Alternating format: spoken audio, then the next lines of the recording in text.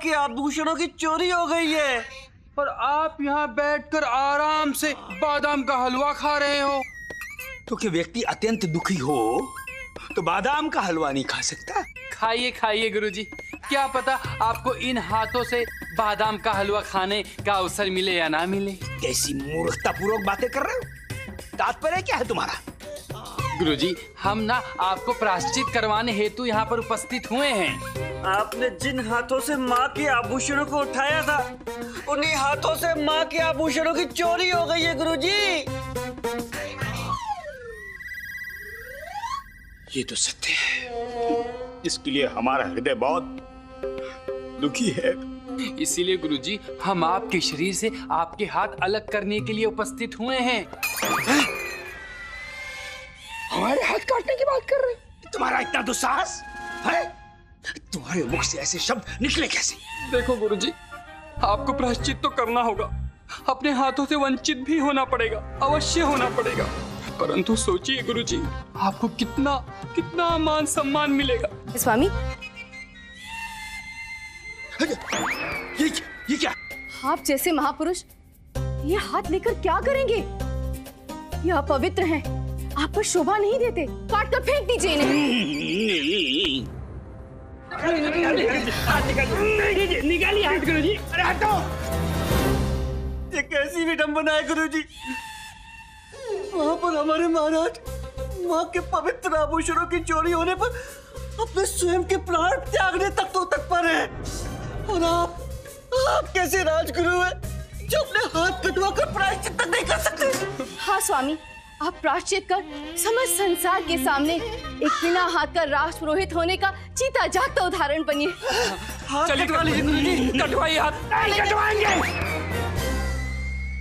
वरुणमाला जी, यदि हमने प्रायश्चित कर लिया, आपने हाथ कटवा लिए, तत्पश्चात माँ के आभूषण पुनः प्राप्त हो गए, तब हाथ कटे राजपुरोहित का क्या होगा? तो क्या हुआ स्वामी? आप तो महापुरुष है, आप तो अपनी दिव्य शक्ति से पुनः अपने हाथ उगा सकते हैं। कैसी दिव्य शक्ति? कौन सी दिव्य शक्ति? किसके पास है दिव्य शक्ति? कुछ कहा स्वामी? हाँ, हम कह रहे थे कि दिव्य शक्ति का उपयोग करने के लिए साधना करनी पड़ती है, और साधना के लिए समय लगता है। तो स्वामी, यदि आप इच्छुक हो तो आप 1 सप्ताह का समय ले लीजिए। यदि 1 सप्ताह में माँ के आभूषण वापस ना आए तो आप अपने हाथ काट लीजिएगा। हम आपकी अर्धांगिनी हैं स्वामी, हम स्वयं आपकी इसमें सहायता करेंगे। देखिए हमारे गुरुजी हाँ में भी सर हिला रहे हैं। आप धन्य हैं स्वामी, धन्य हैं आप।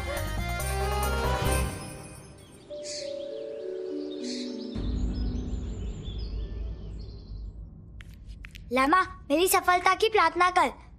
अले मैं वो ताबूतन वाले तोल को ढूंढने डालो और उसे गतित गतित के दरबार में ले आऊंगा।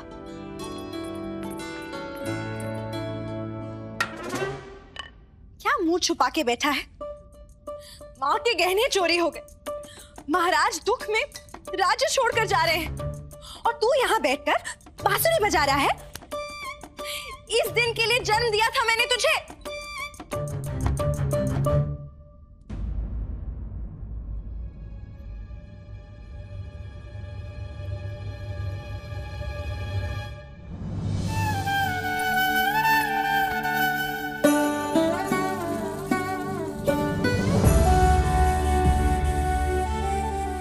अम्मा, मैं बहुत कष्ट में हूँ अम्मा, मैं बहुत कष्ट में हूँ। माँ के आभूषण नहीं चोरी हुए, माँ का सम्मान चोरी हुआ है, उनकी प्रतिष्ठा पर आँच आई है, और ये कष्ट ना मैं सह पा रहा हूँ ना मैं कह पा रहा हूँ अम्मा। कुछ कहने और सहने की आवश्यकता नहीं है। तू जा, माँ के आभूषण ढूंढ। तुम सत्य कह रही हो अम्मा, दुखी होकर ये दुख दूर नहीं होगा। जिस माँ के आशीर्वाद से मैं एक सम्मानजनक जीवन जी रहा हूँ, जिस माँ की कृपा से मेरा अस्तित्व है, उस माँ के आभूषण यदि मैं उन्हें नहीं ला पाया तो मेरा जीवन व्यर्थ है, मेरा जीवन व्यर्थ है अम्मा।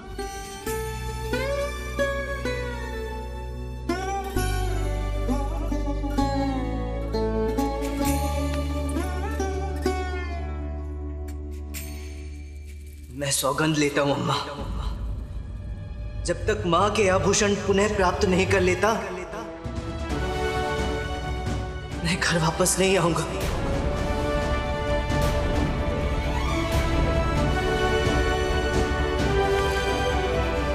बस आवश्यकता है तो केवल एक संकेत की, एक संकेत जो मुझे ये ज्ञात कराए कि ये कार्य किया किसने।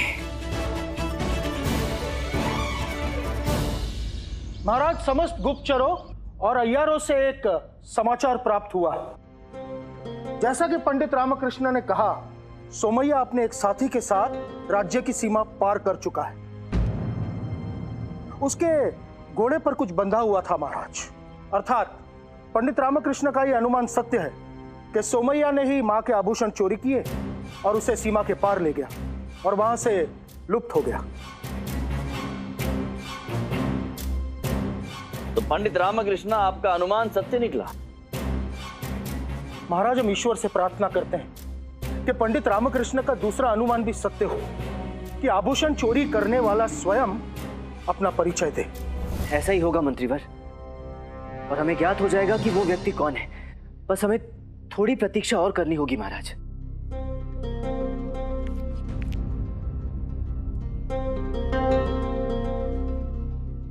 महाराज, एक संदेश वाहक आया है, आपके लिए कोई संदेश लाया है।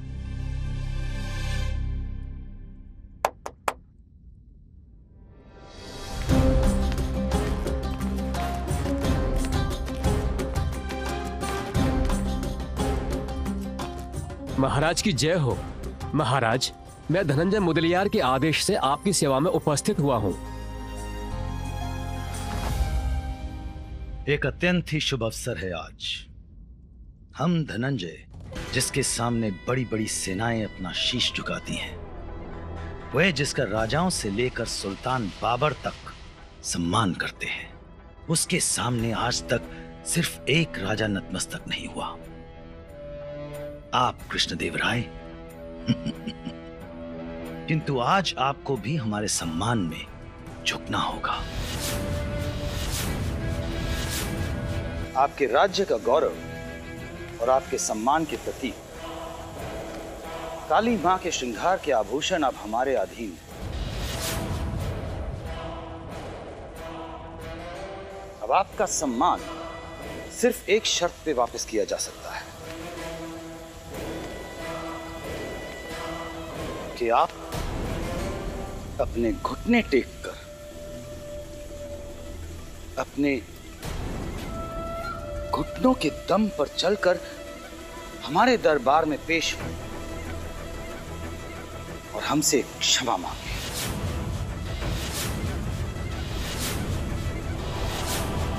और अपने राज्य का एक प्रांत हमें भेंट स्वरूप प्रदान करें।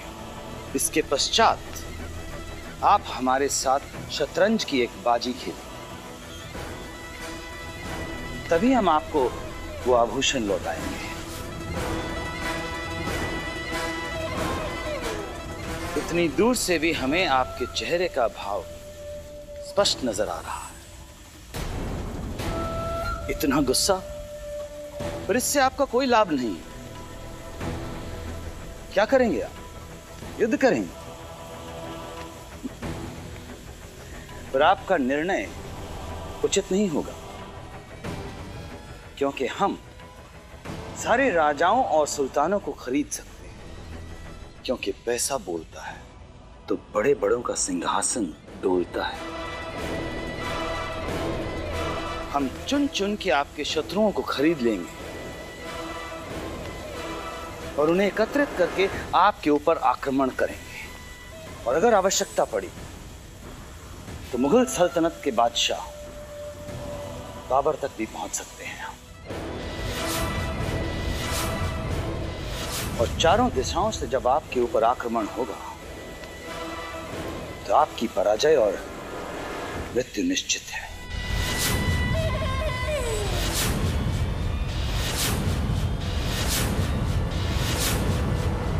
तेरा इतना दुस्साहस, तेरी मृत्यु निश्चित है। मंत्रीवर, रुक जाइए। ये एक दूत मात्र है। और शास्त्रों के अनुसार किसी भी दूत का वध करना वर्जित है और ये विजयनगर राज्य की परंपरा के भी विरुद्ध है।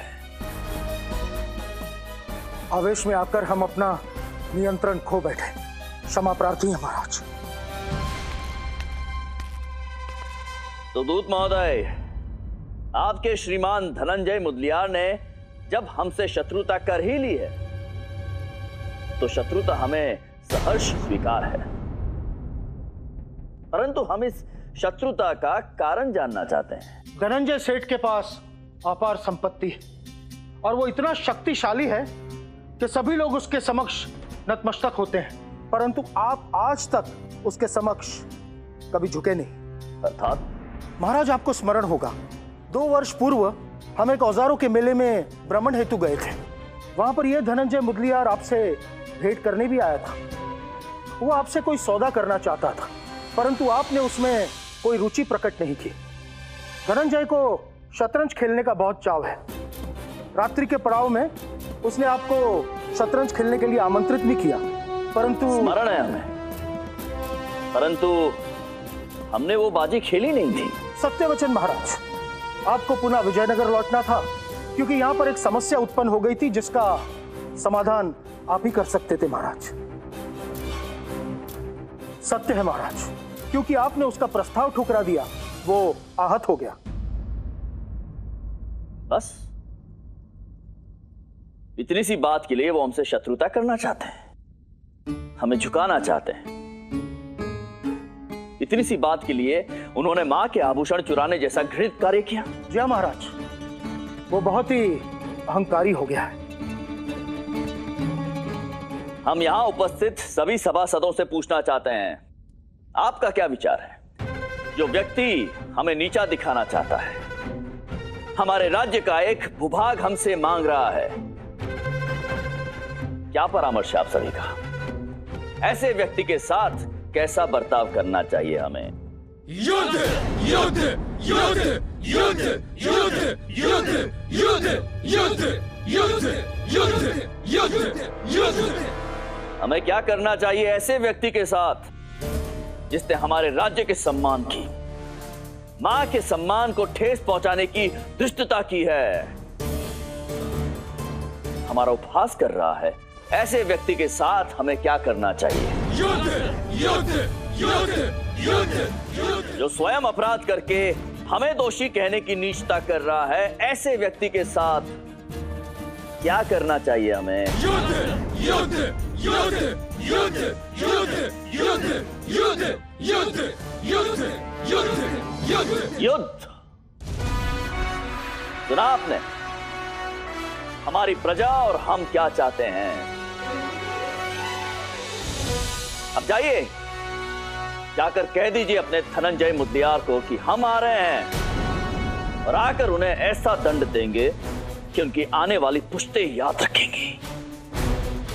सर्वप्रथम तो हम मां के आभूषण पुनः प्राप्त करेंगे और उसके पश्चात आपके धनंजय मुदलियार के रक्त से हम माता का अभिषेक करेंगे। महाराज कृष्णदेव राय की जय! महाराज कृष्णदेव राय की जय! महाराज कृष्णदेव राय की जय! महाराज कृष्णदेव राय की जय!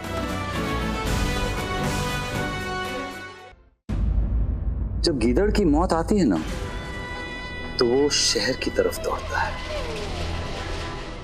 हमें ज्ञात है कि कृष्णदेव राय मूर्ख है और हमें ज्ञात था कि वो यही करेगा। यही तो हमारी मंशा थी।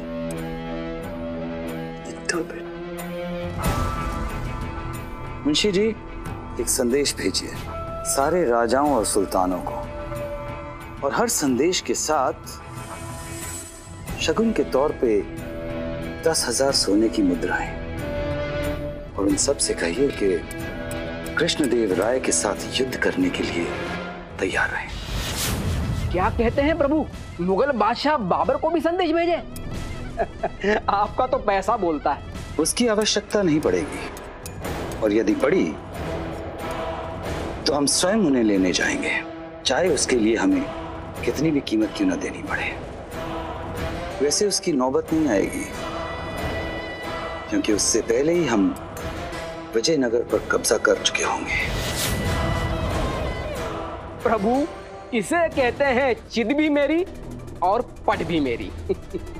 आप महान हैं, आप बुद्धिमान हैं, सब भगवान की कृपा है। कृष्णदेव राय अगर युद्ध करेगा तो परास्त हो जाएगा, और नहीं करेगा तो अपनी मां के आभूषण लेने के लिए उसे यहां आना होगा और हमारे अधीन होना पड़ेगा। इसी दिन की तो प्रतीक्षा थी हमने। अब हमारा नाम भी इतिहास के पन्नों में सुनहरे अक्षरों में लिखा जाएगा, क्योंकि पैसा बोलता है, और जब हमारा पैसा बोलता है तो बड़े बड़ों का सिंहासन डोलता है।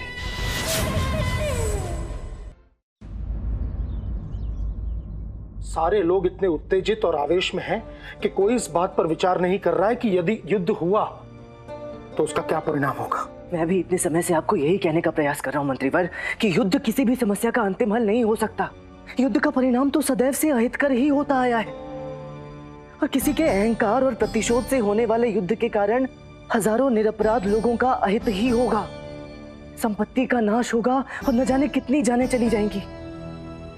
धनंजय मुडलियार 10 महाराजाओं और सुल्तानों के साथ आक्रमण करेगा। हम भी अपनी पूरी क्षमता और शक्ति से उसका प्रतिरोध करेंगे, किंतु यदि हम इस युद्ध में विजयी भी हुए तो न जाने विजयनगर की कितनी माओं के बच्चे छिन जाएंगे, कितनी स्त्रियां विधवा हो जाएंगी और कितने बच्चे अनाथ। अब आप ही बताएं मंत्रीवर, क्या माँ अपने उन आभूषणों को वापस पाकर प्रसन्न होंगी जो उसके बच्चों के रक्त में रंजित हो? हम समझ सकते हैं पंडित रामकृष्ण, परंतु क्या करें? चुपचाप बैठे रहें, अपमान का घूंट पीते रहें? यह संभव नहीं है पंडित रामकृष्ण, और यह हमारे महाराज श्री कृष्णदेव राय के लिए तो कदापि संभव नहीं है। वो अपना शीश कटवा सकते हैं, परंतु उस दुष्ट के समक्ष अपना शीश झुका नहीं सकते। अब यह तीर कमान से निकल चुका है पंडित रामकृष्ण, अब हमारे पास कोई मार्ग नहीं। एक मार्ग है मंत्रीवर। क्या? मैं स्वयं जाऊंगा धनंजय मुडलियार के समक्ष, और महाराज को इस विषय में ज्ञात ना हो ये आप सुनिश्चित करेंगे। मैं अपनी ओर से एक प्रयास करना चाहता हूँ इस विनाशकारी युद्ध को रोकने के लिए, बस। ये आप क्या कह रहे हैं पंडित रामकृष्ण? जब दो राज्य एक दूसरे के समक्ष युद्ध के लिए कटिबद्ध हो तो उसमें आपका इस तरीके से जाना आत्मघाती हो सकता है। आपके प्राण भी संकट में पड़ सकते हैं। मेरे प्राण यदि संकट में हो तो हो, मेरे प्राणों का मूल्य उन हजारों प्राणों से अधिक नहीं है जो इस युद्ध में नष्ट हो जाएंगे। मुझे एक प्रयास करने का अवसर दें। नहीं, हम ये अवसर नहीं दे सकते। आप कदापि नहीं जा सकते पंडित रामकृष्ण। आपको पता है, हम दोनों यहाँ पर मंत्रणा कर रहे हैं और वहां हमारे राज्य की सेना युद्ध के लिए कटिबद्ध हो रही है। वो देखिए, हमारे सारे सैनिक युद्ध के लिए तत्पर हो रहे हैं।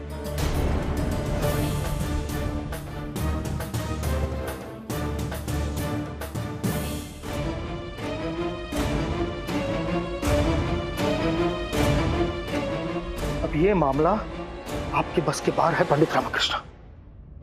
सब अपनी तैयारी में लगे हुए मंत्रीवर, तो मुझे भी तो एक प्रयास करने का अवसर मिलना चाहिए ना। पंडित रामकृष्ण, हमने हमेशा आपका सहयोग किया है, आपको हर कार्य अपने तरीके से करने का अवसर दिया है, परंतु इस बार नहीं। याद रहे, यह युद्ध का प्रसंग है, किसी सलाहकार या विदूषक का नहीं। अच्छा होगा कि आप अपनी सीमाओं को पहचान लें। इसमें आपकी कोई भूमिका नहीं है, ये युद्ध है।